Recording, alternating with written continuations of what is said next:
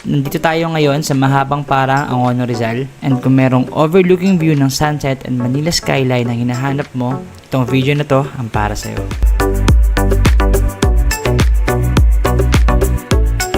Nandito tayo sa Paref Preschool, Rosel Antipolo, yan sa right side ko, and pupunta tayo ng East Borough Place Phase 3. Yung East Borough Place is part ng mahabang parang Angono Rizal, pero technically mas malapit siya sa Antipolo. So tuwing maga and tuwing hapon, maraming naglalakad-lakad dito dahil aside sa maganda yung kalsada, maraming puno, napakaganda ng view. Yan, so mga 100 meters na lang nasa East Borough Place na tayo. Now in regards sa location, ang pinakang malalapit na establishments is Vista Mall, Shopwise, SM Hypermarket, Rustans. So lahat yan is within 4 kilometers. And paglabas nyo ng Manuel L. Quezon Extension, napakalapit lang din ng Transfiguration Church, Antipolo Doctors Hospital, and yung mga pinakakilalang establishments like Jollibee and McDo. Sa school naman, una napakalapit ng Paref, and sa unahan niya merong public school, and kung sa San Beda naman, pwede nyo gamitin yung Havila Link Road ng PhilInvest. So kailangan nyo lang ng sticker para 15 minutes lang nasa San Beda na kayo.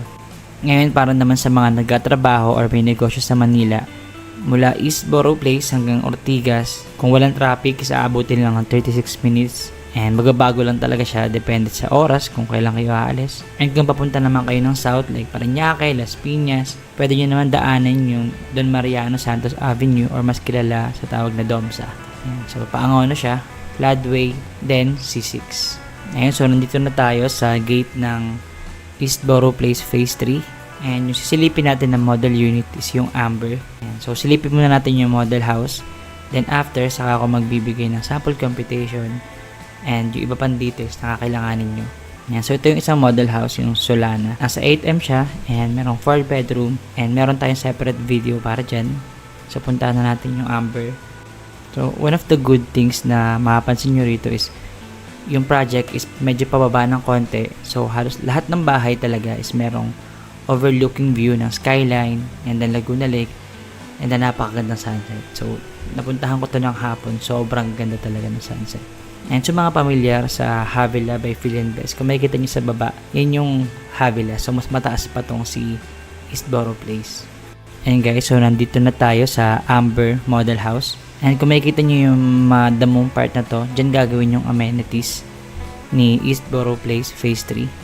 And guys, so kung may mga question kayo or may mga nami-miss out akong detail, please i-comment nyo lang po sa baba para sa mga next na video ko, maisama ko na siya. And salamat po sa mga nagsusubscribe sa akin, sa mga nakaka-appreciate ng video.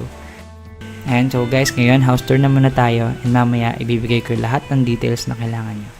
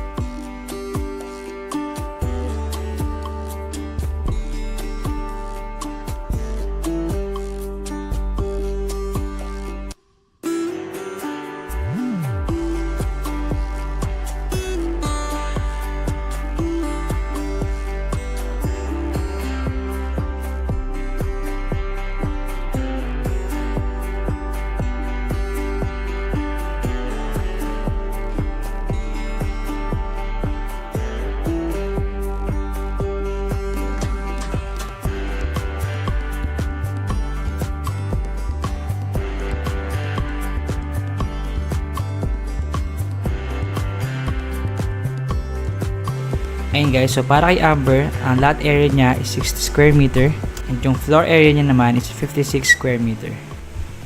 So ngayon, details naman tayo. So, for Amber house model, ang total contract price niya is 4.4M.